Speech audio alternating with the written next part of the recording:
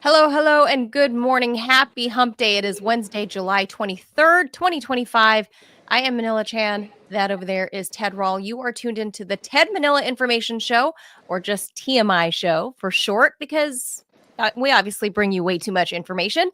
We are live Monday through Friday at 10 a.m. Eastern time, so please be sure to like and follow this show. Subscribe to it wherever you're consuming this content. YouTube, thank you for stepping up to the plate. We are almost there at the monetization level. So if you're viewing and you have yet to subscribe, please help us out by hitting that red subscribe button. We are almost there to becoming official.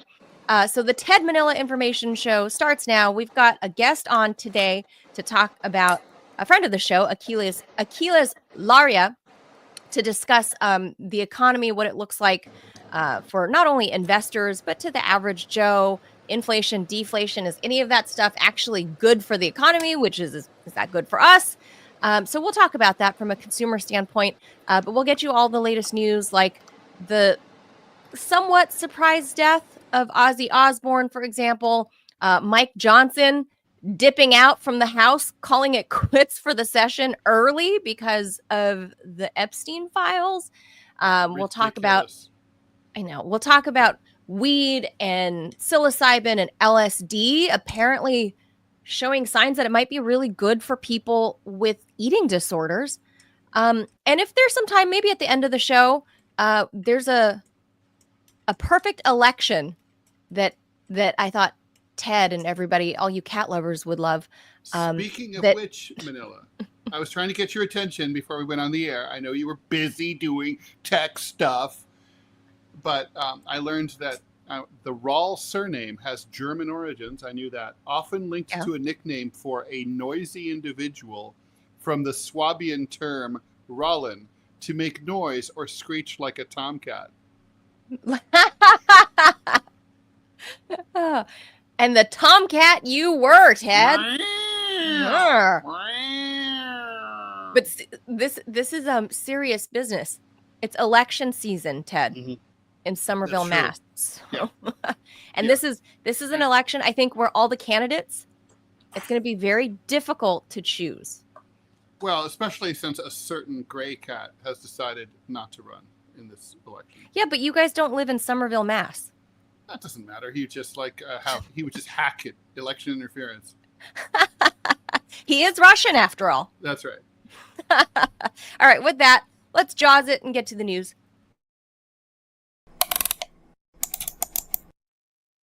Yes, as you mentioned, Ozzy Osbourne, the legendary Prince and Darkness, and of course the lead singer of Black Sabbath, died yesterday at the age of 76.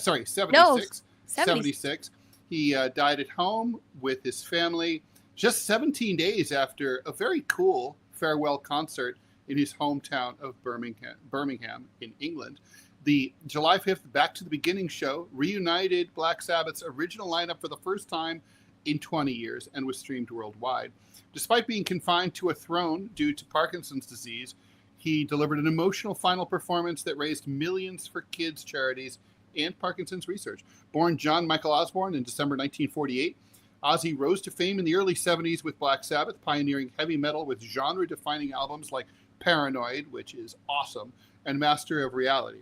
After being fired from the band in 79, he launched a wildly successful solo career with hits such as Crazy Train and No More Tears. He ultimately sold over 100 million records globally. Diagnosed with Parkinson's 5 years ago, he gradually withdrew. Tributes poured in from all over the music and sports world, with figures from Metallica to Jack White honoring him. His family is requesting privacy during this time of mourning, understandably, as fans around the world celebrate this icon of rock music. My only direct connection to Ozzy is, besides being a fan, is having once seen him and his wife waiting, and a couple of their kids. We were all waiting for a cab together in the cab line at LAX, and I was like, is that? Oh yeah, it is. And, being a New Yorker, New Yorkers don't talk to celebrities. We leave them alone, which is why celebrities like to live in New York. And so, oh really? Yeah, they, like we don't go, dude, I really love your music, dude, you're awesome. Now, can I have a paragraph? Like, can I have an autograph? You just that's the opposite of what we do in LA. You let them be, because that's the polite thing. That's the opposite of LA. Even though we are teeming with celebrities, and you're bound to run into somebody or another if you live in Los Angeles. I've never had the good luck of bumping into Ozzy Osbourne, but generally there was no missing him. It wasn't like, oh, that could have been some other dude who looked like him. No, right? Well, yeah. How do you can't mistake Ozzy? And he Osbourne, was in full getup and everything. I think that's just what he looked like. I think this is just that's what he looked like. Like he. That's well, there's pictures of him in the New York Post from the 80s where he's like, it's a very preppy look that he had. Yeah, strange. Interesting. Yeah. Well, favorite song, Ted? At home. Well, at home, Paranoid he's like in sweatpants. Paranoid for me is like the Dickies cover. Holy cow! For me, War Pigs, hands down, awesome. One of my favorite songs. Amazing lyrics, and obviously the creation of this genre. He really also created. He created two genres. He created the family reality show as well as the which he said was very stressful for him and his family. Really almost tore them apart and drove his kids to drugs. So that's not good. But yeah, no, he did, I would argue, invent heavy metal. There are other progenitors as well. But yeah, I mean, he's super important icon. And also he kind of, like a lot of geniuses, he kind of blundered into it, like the whole Prince of Darkness thing. There were people who sort of criticized them, like they're evil. So they embraced it and sort of rolled with it. So I get that. Like I was called, they stopped calling me anti-American when I put out a book called The Anti-American Manifesto. You always want to own it. So yeah. Yeah, he just leaned into it, and he's explained before that the whole bat thing, he thought it was a prop. He didn't realize it was a real bat when he bit. Well, there's still controversy as to whether that actually happened or not, right? Well, that's what he said. I've seen him say in interviews, like in recent years, that he was like, yeah, I thought they handed me a prop, Because like you said, the whole thing was a shtick. Like he was a member Yeah, of of the course. Anglican Church of England. Like Of he course. was an Anglican Christian. But because everyone was like, oh, they're dark, this metal, what is this metal thing? They just leaned into it and ended up selling a gajillion records. It was a whole shtick. It was, he just leaned into it with look at the black nails. That he was like, you know what? This sells.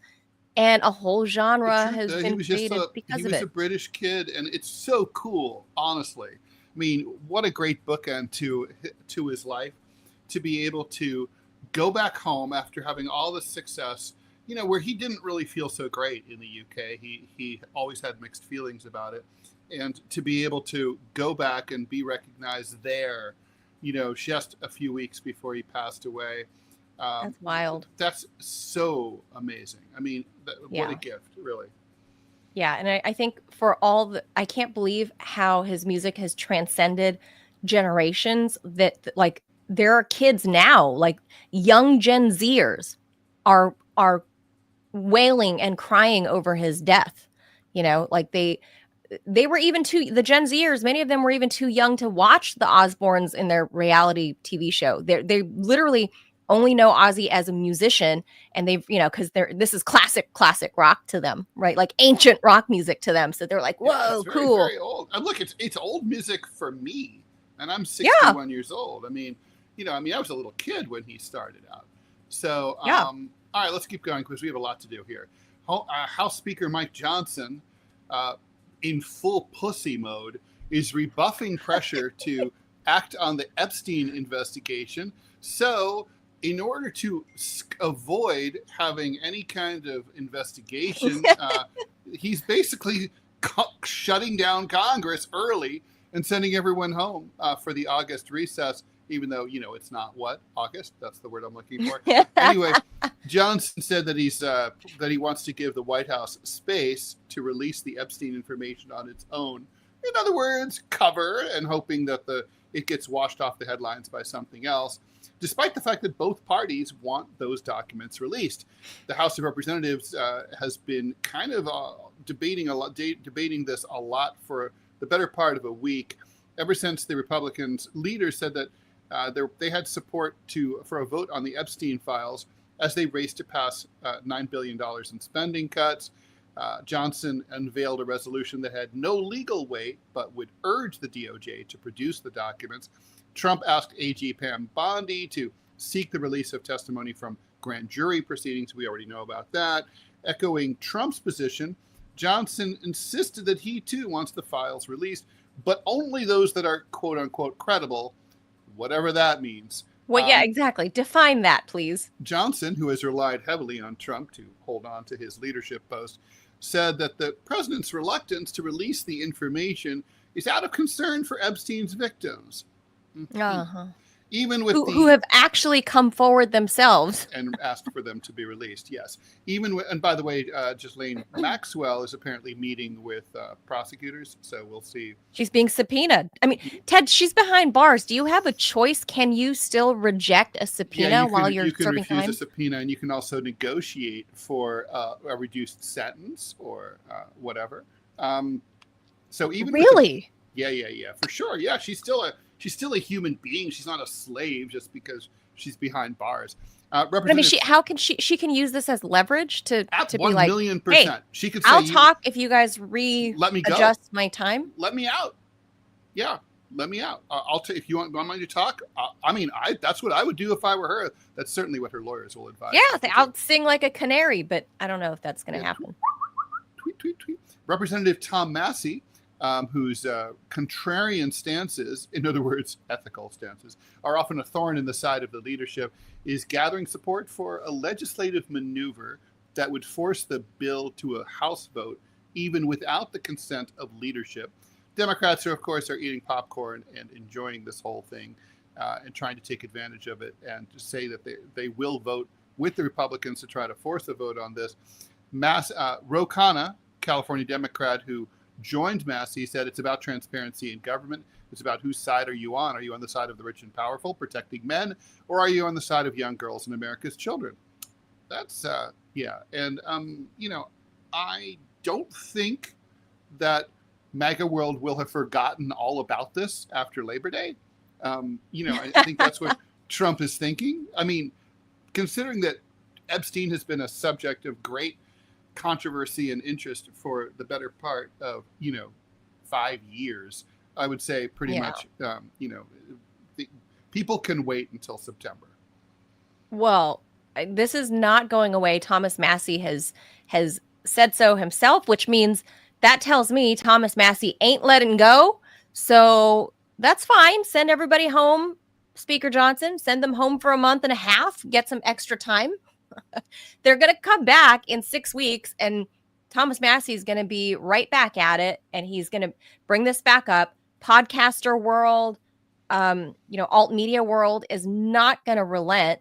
So I don't know. I don't know what Speaker Johnson thinks he's doing here, other than trying to run cover for Donald Trump. They're trying to run out the clock. They think that people will forget. They think there will be a tsunami or an alien invasion or a volcano in Ohio or something or perhaps that will make us forget all about this. Perhaps, I don't know, an Israeli nuclear strike into Iran, something bigger. Or an Israeli nuclear strike into the United States. Who knows? Those Israelis, that's what they're hoping for. They can do anything. You never know. That's true. Under Bibi, he's a man literally under fire himself, because if things go smooth, God forbid things go smoothly for Israelis, because that's bad news for Netanyahu. If things go smoothly at home, right, then they might turn the microscope back on him and be like, hey, weren't we trying to ouster you for corruption and your wife? There is he that. Might there so there but this guy with the whole everyone saying that Epstein has all these Mossad connections, and Ghislaine Maxwell, obviously her dad was an asset to Mossad, if not directly an agent, and at least an asset. There are direct ties there. It's not, it's less than 6 degrees to Kevin Bacon here.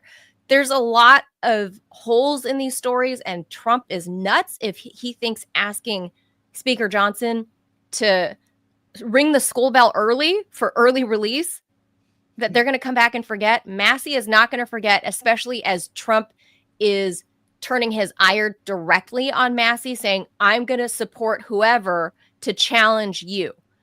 Massie's not going to let up, and and Elon's backing him. So that's bad news. This reminds me, Manila, a little bit of the summer of 1973 when the Watergate stuff was percolating along, and it was different because there were long, very civilized hearings where witnesses were allowed to talk at length and nobody talked over them. They were in a non-air conditioned hearing room, right, in the middle of the summer in Washington. Ew. So everything was languid and sweaty, and everything just drags on for month after month.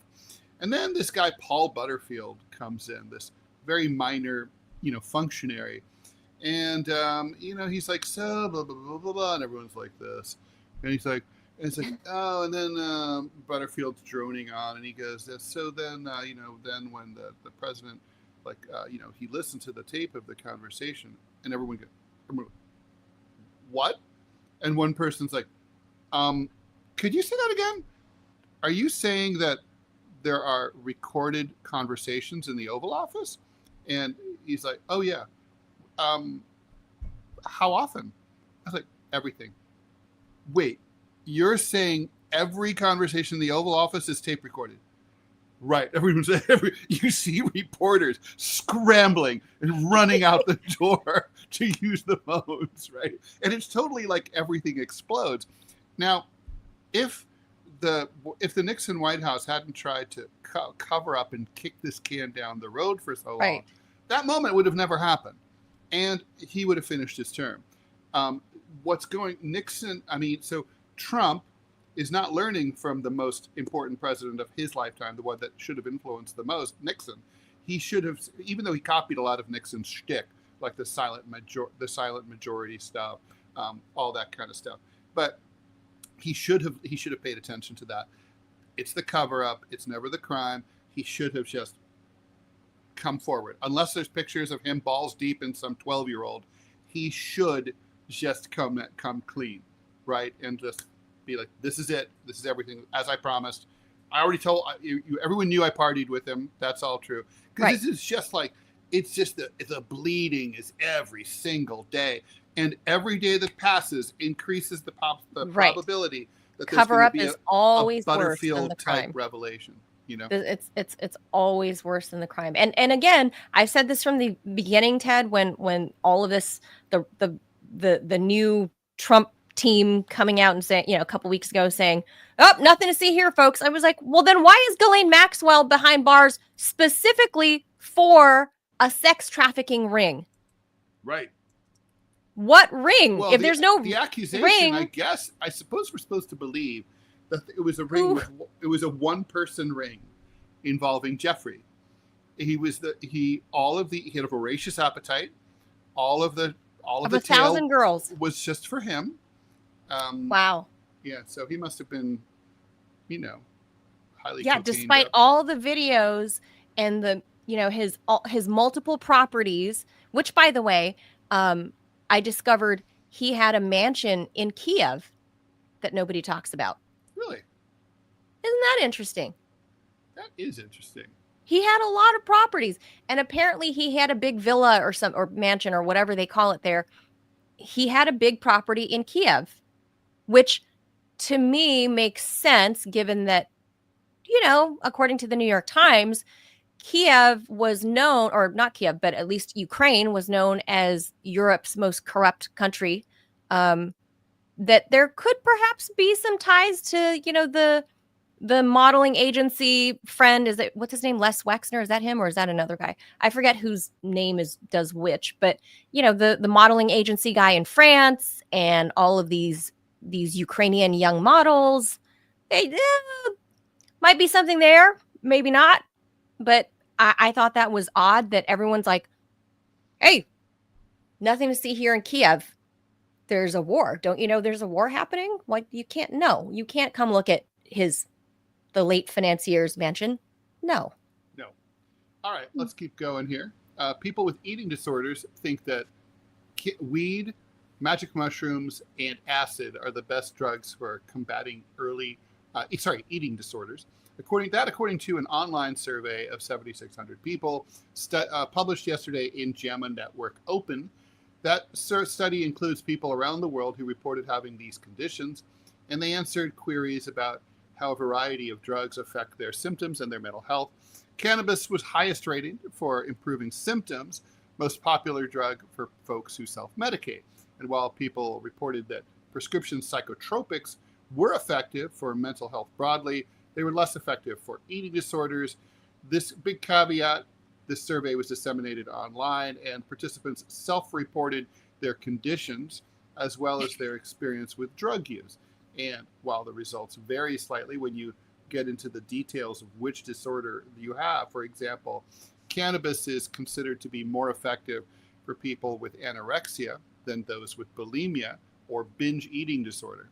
Still, study shows that there's interest in using weed and magic shrooms to treat eating disorders, for which there are extremely limited pharmacological options.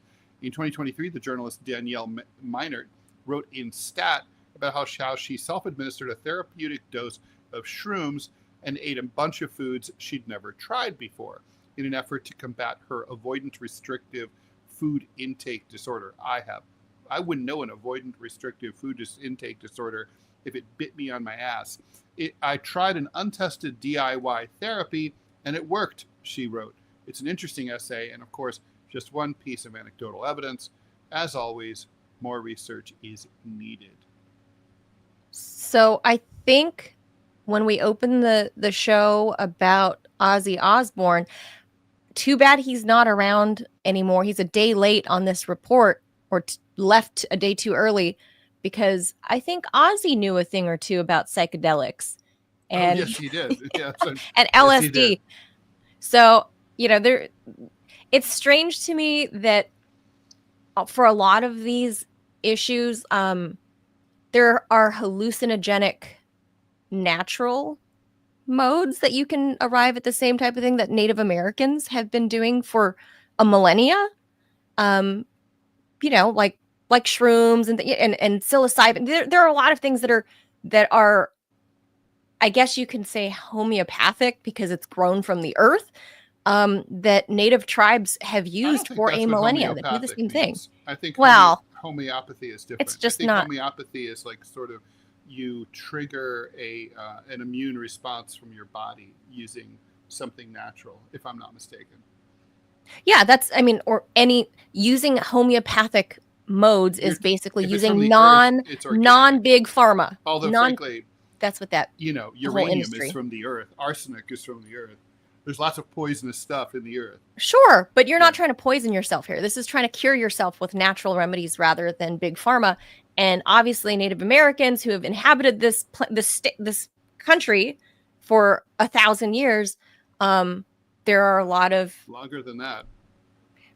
Probably longer than that. But they had knowledge of the land and what plants do what. And now here we are in 2025 going, oh, hey, maybe weed's gonna help with it.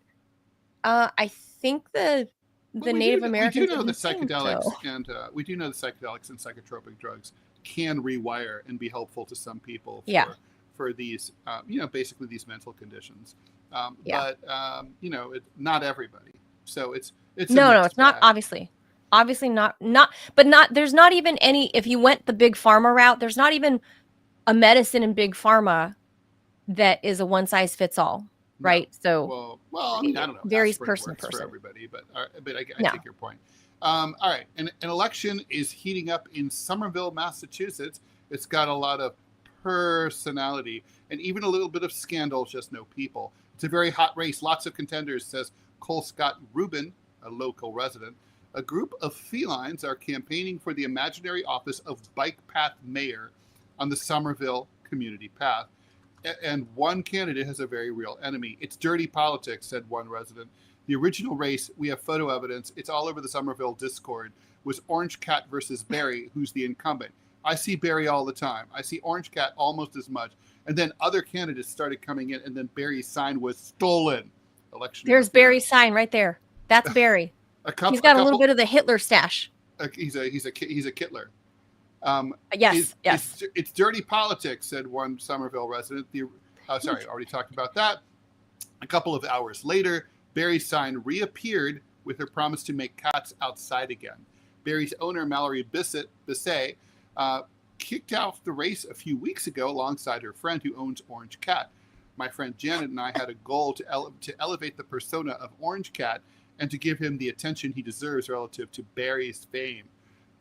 Barry, who she calls the unofficial incumbent, is an indoor-outdoor cat and treats the bike path like her backyard, which is one of the reasons why Bissett wanted to put up a sign. He wanted to make sure people knew that she had owners, that she was well taken care of and loved, and she wasn't just a random cat roaming around. So she should remain here and not be claimed as a lost animal. According to Bissett, Barry has even received an endorsement from Somerville's mayor. So unlike Mamdani, Barry is at least being able to collect official endorsements. The community has also joined in, and it's now become a competitive and creative field. Freya is running as a member of the Communist Party. Orange Cat is running with the Catalyst Party, and Claudius is representing the Indoor Cat Party. Lot of contenders there, Ted. Who would you bet on? Well, I was reading, so I didn't get to look at the video of the. There's even a dog in there. Wait, I just want to say there's a French bulldog. There's a French bulldog in there. Dogs, stay to your own lane, dogs.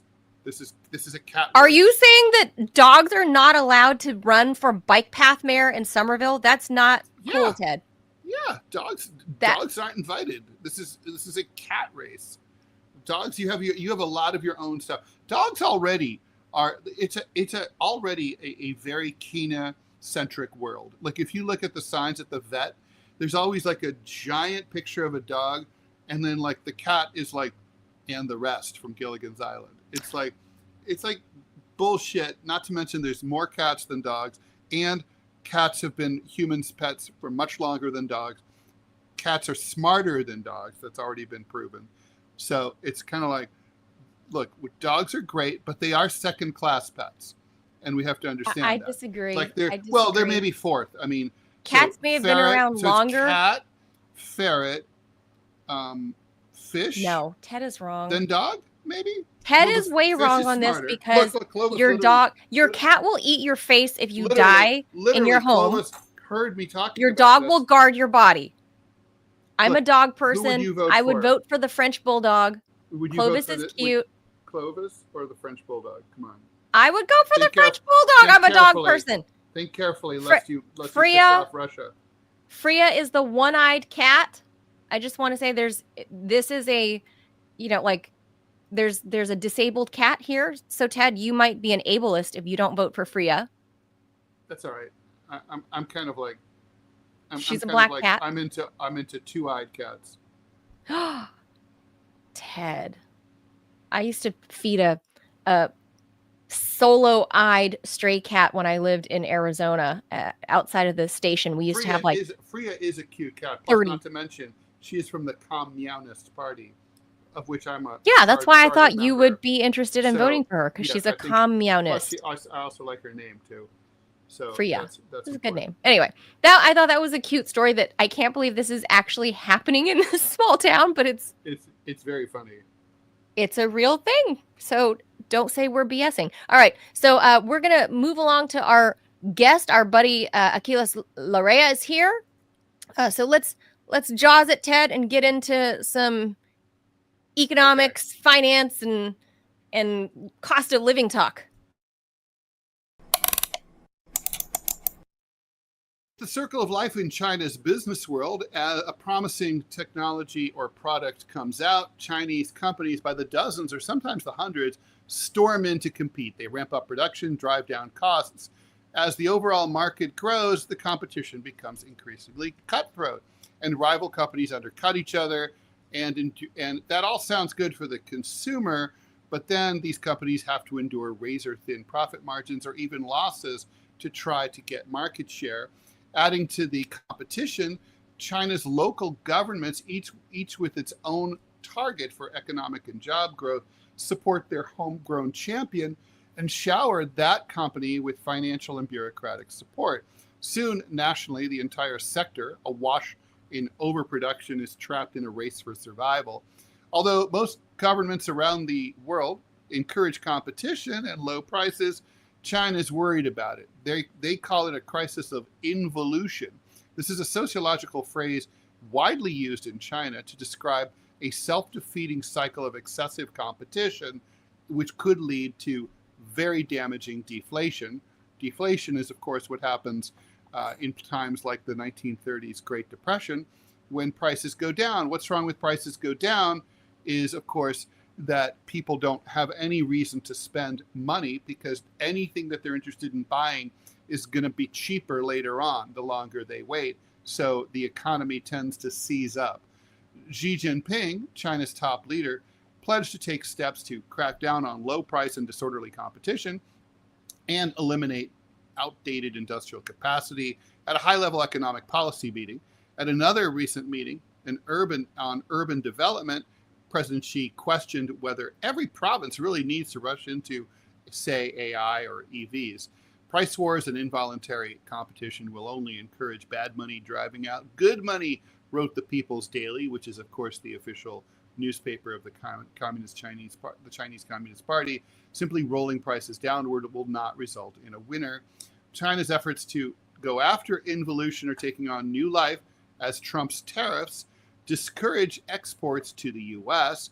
Other countries are also wary of a flood of cheap Chinese goods coming their way. The unsold products, combined with a slowing domestic economy, have intensified competition, fueling deflation.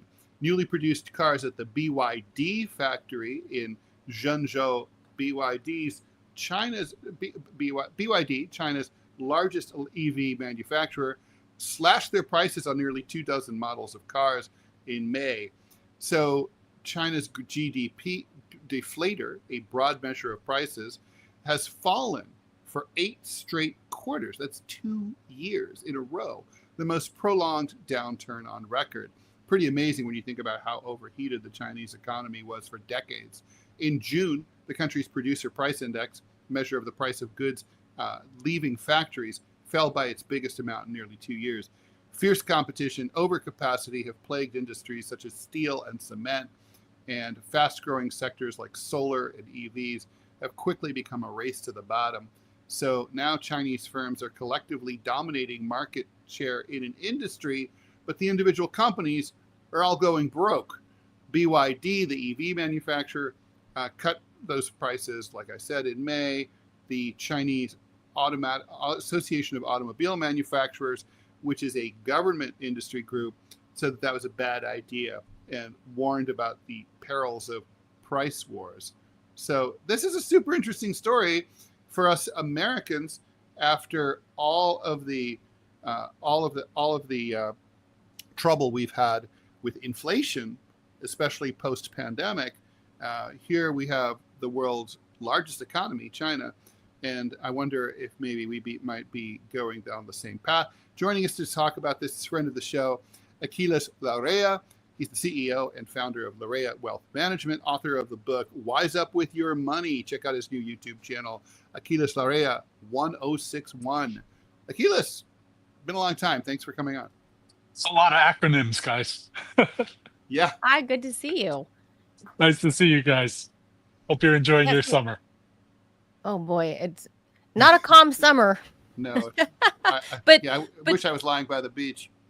Yeah, I seriously could.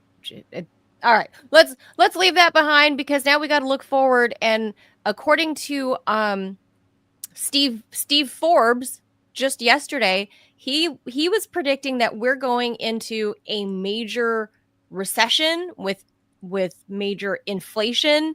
I think he was in New York. What are you hearing on the street? What are things looking like for not only the investor, but the average Joe who doesn't invest in the market, is afraid to? What are you hearing? Well, first off, a lot of people are still investing in the market, no matter what you're hearing at this particular point, through their 401ks and other investment vehicles. But what I am hearing is that we're starting to hear a slowdown of sorts, where people may not be putting the percentages that they did into their 401ks or not sopping away that money. Prices are still high, if not higher than before, contrary to what the administration is telling you. Another thing is that you say to yourself, okay, well, if the prices are high, maybe I'm going to hold off on that big purchase. I don't mind so much the little purchases, but maybe that home, maybe that car, maybe we're going to hold off on that. But it's not necessarily a given. We just found out that home prices are at all-time highs, yet the demand in certain markets, especially the metropolitan areas, has continued on the upward cycle. So that's another thing. Year over year, prices are still high here in New York. I don't know about where you guys are, but and we're starting to see a slowdown of sorts, but nothing that says to us, uh-oh, we have problems coming. Inevitably, yeah, do we have shakeouts in the economy?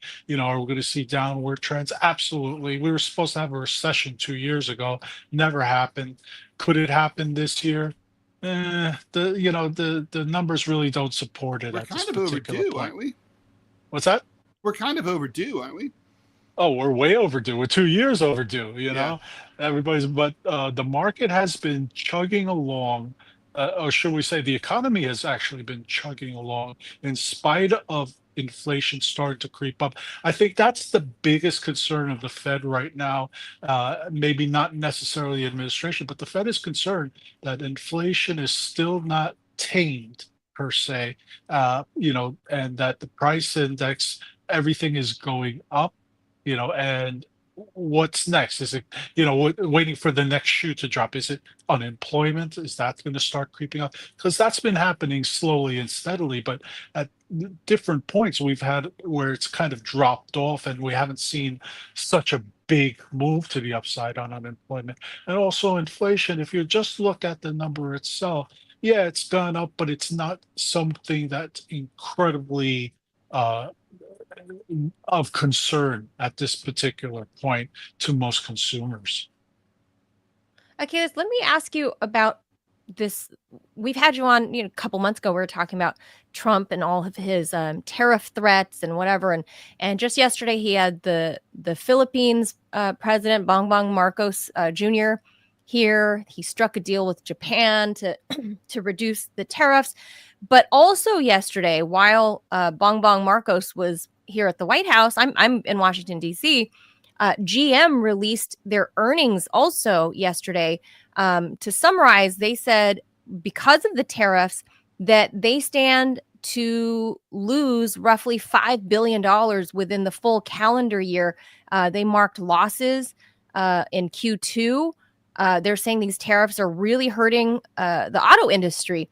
What are you seeing happening with that industry? I mean, if anyone's been out looking for cars like this summer, for whatever reason, not because you just want to go spend on a car, you need a new car. I mean, that's just something you've got to have, especially if you have a family.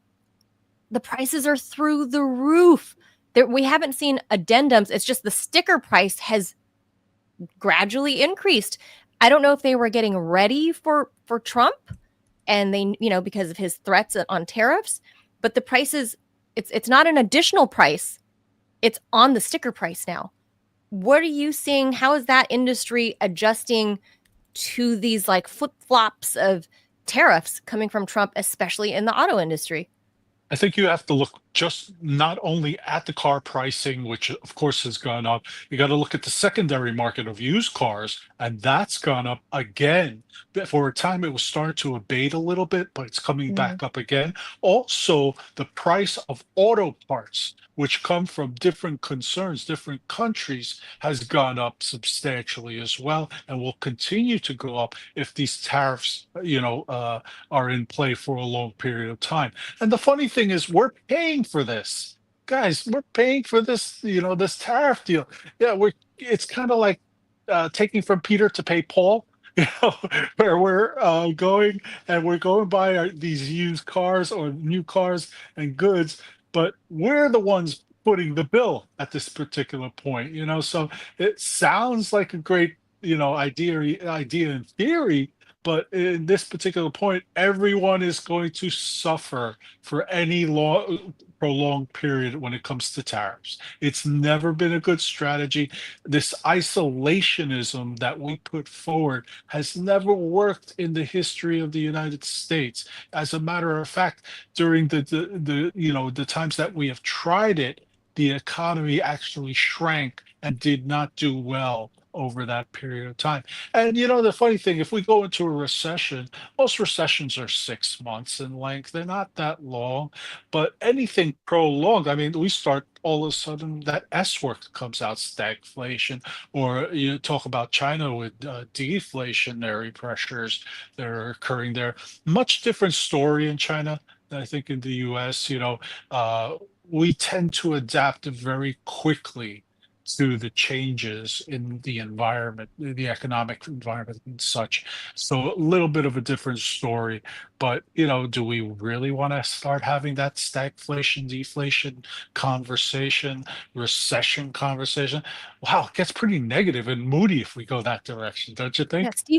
Steve Forbes was actually comparing this to of what he predicts is coming like in the next few months. He says he thinks we're going to see an economy that looked the way it looked in the 1970s. Well, that's an Gas, interesting everything. point of view, and I've actually met Steve. He's a great guy. The thing about when you say things like that, where's the evidence?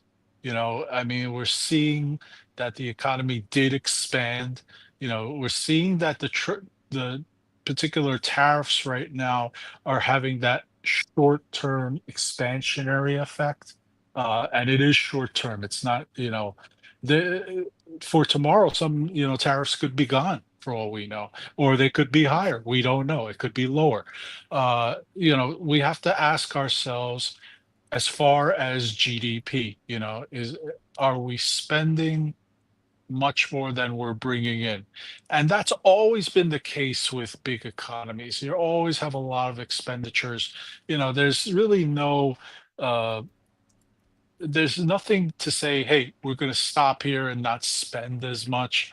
But, at the same time, you got to say to yourself, wait a minute, if we're going to have this going on, what do we, we still have a unemployment number that is controlled somewhat.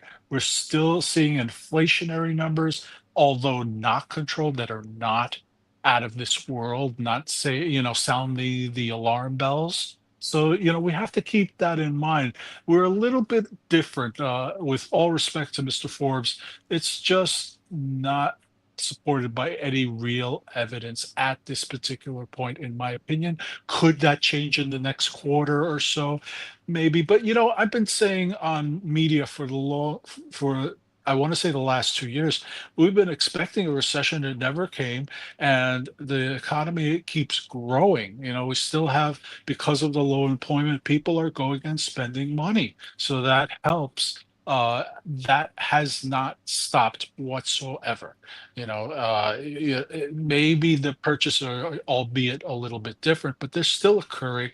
I also believe that when it comes to inflation, if we go over 4%, if we start creeping back up, right, there's going to have to be other countermeasures in order to work, to combat it. And that's what this is really the Fed's strength.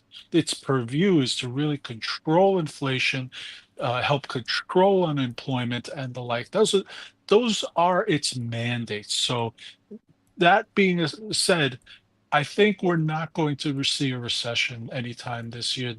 The numbers just don't support it.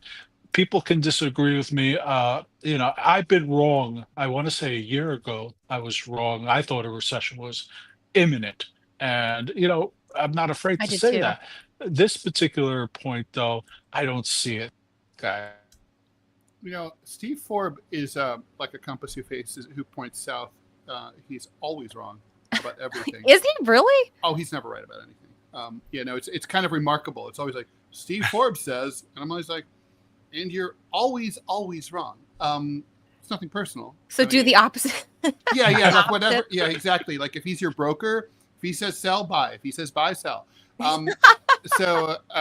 Anyway, but let's talk about China. Let's talk about, is that a unique situation that they have and that they're able to maybe try to address with the remnants of state control of their economy, which they have a hybrid capitalist socialist model, right? I mean, more capitalist than the other.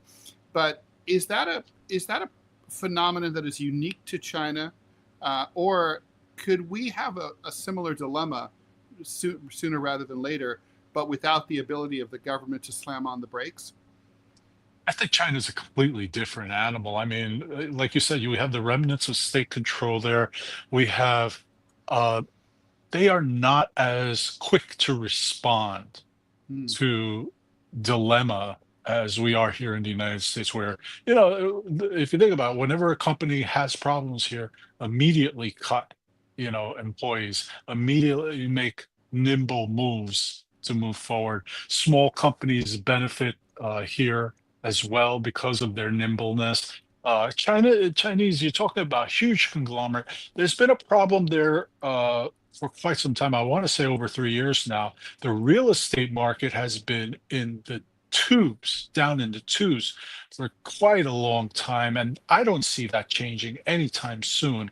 And the deflationary, that's where, you can start talking about the deflationary environment appearing. We're already seeing that with the real estate market. We may see that with consumer goods going forward if we haven't started to see it already. But these are the things you have to stay on top of. If I were a premier in China, it's going to come back and bite you sooner than later. Yeah, I have a quick question for you, Achilles. Is that me and Ted, we kind of went round and round about this. And now, Grant, I'm not an economist. I pretend to be one. I'm some dumb hick out in Montana. I live not too far away from a ranch. Okay, so that's me. The world where I live in, especially younger people, and by younger I mean 20s, 30s, people are living off of credit.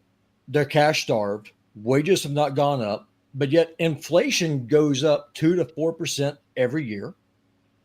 And so the question that I have is, how is having deflation, how is having a lower cost of living going to hurt me? Because, as you know, I just got priced out of my house. I'm now living in a storage unit that got turned into an apartment. I mean, the middle of the country is getting hollowed out, and so I could really use a lower cost of living right now. And I've talked to a lot of people over in China, and they ask you, "Hey, well, what do you pay for your apartment?" And I tell them, "So that's insane. They pay like $400 a month for an apartment about the same size as what I'm in now, and I'm paying like a lot more than that." And so I don't understand the boogeyman. Sure, I understand that deflation makes asset prices go down, so people are in stocks and things. But if it's cheaper to live, where's the downside? I don't see it. Yeah, and you ask a great question, Robbie. What you have to also remember is, okay, prices go down, then all of a sudden people start getting laid off because the first thing that's going to happen is that corporate earnings are going to go down, and then the corporations are not going to be able to sustain the amount of workers that they have currently. So the first thing that happens is that you're going to see that cutting of the workforce. More people unemployed creates even more problems, more strain on the system. You're also going to have inflation start to creep up should that happen. The price of everything, although it's low during in that environment, all of a sudden starts to creep up and things start getting more expensive. So you're creating even more problems at that particular point. But it's not, it's not something that when we talk about deflation, it's not something sustainable. It's absolutely not sustainable. It's not something that you want to have for any prolonged period of time. Yes, maybe 1 to 4 quarters tops. But once you start going beyond that, your economy's in real trouble, and you don't want to be in. That's a place where it's kind of like a good vacation place. Sure. You visit every once in a while, but you don't want to live there. No, Yeah. I It's completely also get it. I very understand. advantageous to the wealthy, right? I mean, because let's say today prices start to fall, and let's say I've got $1 million. Well, I mean, I've got an advantage over you without your $1 million in savings, which is to say, my $1 million is going to be worth $5 million, and I'm going to be able to buy everything, including you, for a song. Mm-hmm. Meanwhile, for you, you still have no savings, right? So you might be like, well, my Apple is now, instead of $2, it's now 5 cents or whatever. But overall, you're not going to have any income, right? That's what Achilles is saying. Well, we have no Inflation income is now. a nightmare. Inflation helps, if it's under control, it encourages spending, because you're like, if I buy a house now, it's with my current savings, it's going to go further now than it ever will in the future.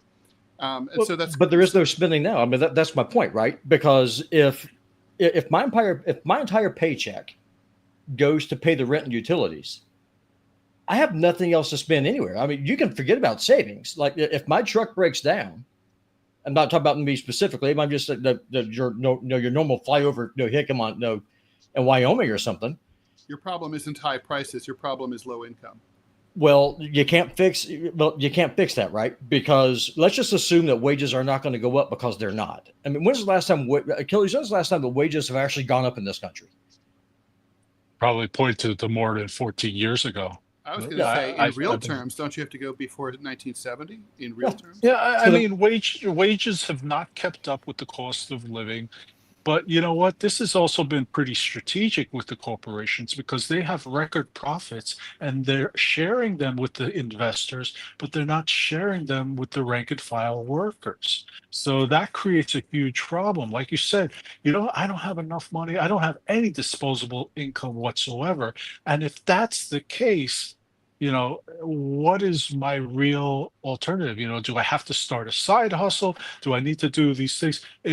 Third world countries, it's actually very normal to have a side hustle. I mean, if you look at Latin America, side hustles are norm down there, where you might have a person doing 4 or 5 different things, and that's a norm. because that's just to keep the cost, keep the cost at bay.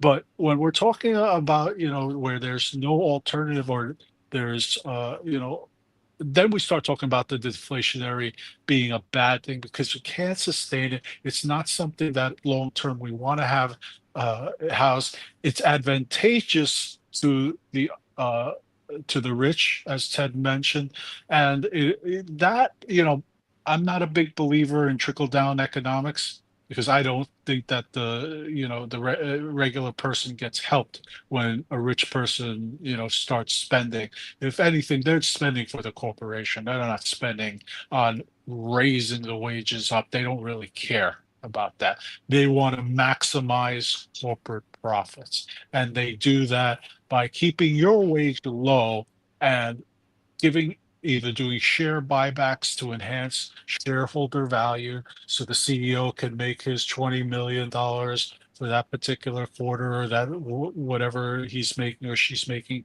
at that particular time. I don't see any particular advantage, to them stopping and saying, hey, if we, oh, well, they don't see any advantage, so they're going to stop and say, hey, we're going to raise, the wages. If they did, just hypothetically, if they did, then people will spend more. The economy grows. Inflation starts to bait down a little bit.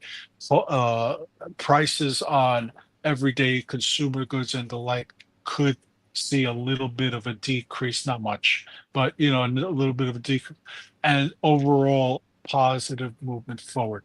I think you can't hold wages down forever. They have been depressed for almost 20 years right now. And corporations need to say to themselves, well, if we're going to continue in this environment we're currently doing, or do better, then we need to pay our people a living wage. Last question, I'll go away. If immigration was to be cut off, but H-1B visas, legal and illegal immigration combined, would that put enough pressure on companies at that point, because someone has to do the work, to raise wages to attract Americans? It's a good idea in theory, but I don't think so, and I'll tell you why. All right, we need that intellectual capital right now from these people who are coming in.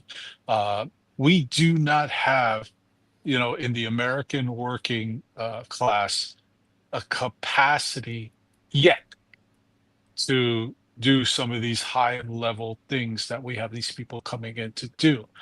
Could that change in 5 years? You could say to me, well, if we keep doing this, we're forced to train these workers, but then we're falling behind by doing that. We need to stay competitive throughout the world at all times. There are no days off when it comes to this. So when it comes to having high skill quality people imported, like an imported beer, corporations know they need to have this resource available to them. Not that they're forsaking the American worker, but they need to have both, in my opinion. Like AAA, it's a farm system for the major leagues. They got to develop the players before they're ready for the major leagues, right? Corporations need time to develop the American worker, and the American worker will never overtake, per se, the that intellectual capital that we're currently using, and that's not a forever thing either. So we got to keep that in mind too. And we know you got to go. Achilles, one last quick question. For those that have a little bit of money that they're sitting on in savings, obviously no savings account is really offering anything. So it's not really wise if you want your money to do anything for you. Are bonds still a safe bet, or would you tell people to go with an index fund? Well, it really depends on what's going on with you. If you need income, then bonds are one of many ways to move forward. But when you have certain returns, like this year, I'm seeing returns with our particular strategies between 14 and 26%.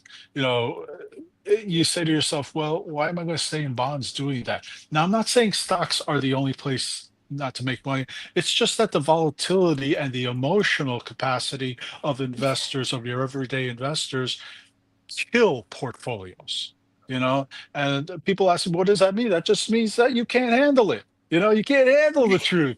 The truth of the matter is that this is a world not for the timid. Investing is a world for people who want to make money long term, can avoid the blips and the emotion that goes Yeah. into it, and say to them, "Hey, you know what? I can handle this.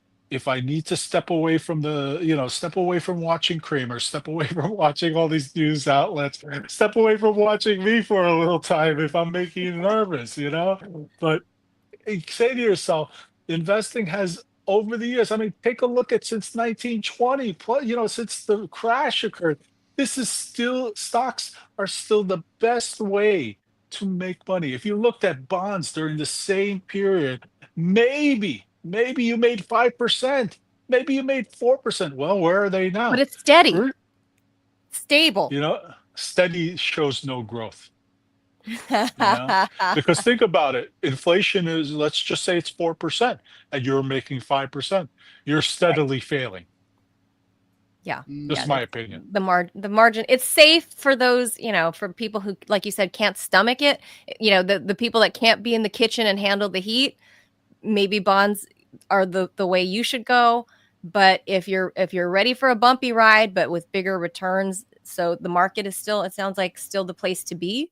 And especially because, to our surprise, we've been seeing like record highs closing for the day, right? Record highs lately. So it has certainly been a bumpy ride since Trump has returned to office. But who knows? Maybe there's some good times ahead. Achilles, thank you so much for joining us. Achilles Larrea is the CEO and founder of Larrea Wealth Management. He's the author of his newest book, is called Wise Up with Your Money. You can check that out and check out his YouTube channel at Achilles Larrea 1061. It's on YouTube, and I think Robbie's got you a Rumble channel set up too. I think we can find it under the same name. I believe he does. Thank you, guys. I appreciate it. Thank you so much, Achilles. All right, Ted. So that brings us to the end. I don't know about you. I'm somebody that can park a little bit of money in an index fund and just it's like loaning money to your family. Just never expect to get it back. Don't put your money somewhere, and with the expectation that you're going to be rich tomorrow. There's a little bit in bonds too, because it's a little steady. So even if you make like 1% beating inflation, something's better than nothing, I guess. But well, I mean, the problem is that the real inflation rate is well over 10%, and that's a serious problem. I mean, we have but doesn't the U.S. don't we collapse if people aren't buying the bonds? Yeah, but I mean, look, we're going to collapse anyway. Yeah, we're headed toward collapse. So, I mean, the solution to Robbie's concern here is, honestly, we need a state-run economy. We need socialism. I mean, it's the only way. Capitalism will always get greedy and keep all the goodies for themselves. They don't want to pay workers, just like Achilles pointed out. They pay us as little as they possibly can, or maybe nothing at all if they can get away with it. Slavery is the highest form of capitalism. So, I mean, if you want to, if you want a better life for everybody, you got to get on board with overthrowing the government and installing communism. That's just the truth. Well, that might get us dinged on something. I feel like that statement. Maybe. I just want to be clear, Ted. We did not. This show is not endorsing any kind of violence. That's not what we said. Nope. There's a distinction. There's a distinction, and there is a difference. That's so true. For the true. The YouTube censors out there, because it's not going to be Rumble. I'm looking at you, YouTube censors. Mm-hmm. We did not call for any sort of violence or a violent overthrow. Nor would we. And the vaccine is safe and effective. That's right. Thank you, Ted. Speaking of which, Any word from our sponsor, Robbie? Thumbs up. Do we have one today that we have to get to? Okay, we're fine. So we are clear to send you off on this happy hump day. Go get to humping, I guess. Hey, that'll make you happy. Your income probably won't. That's right. All right, guys. Thanks for tuning in. We'll be back tomorrow, 10 a.m. Eastern time. Thanks for being here. Enjoy your day. Try to stay cool. I heard we're in a heat dome if you're out here on the East Coast. So don't be dying. Never a dull moment. Adios, amigos. Thank you. Bye. Bye.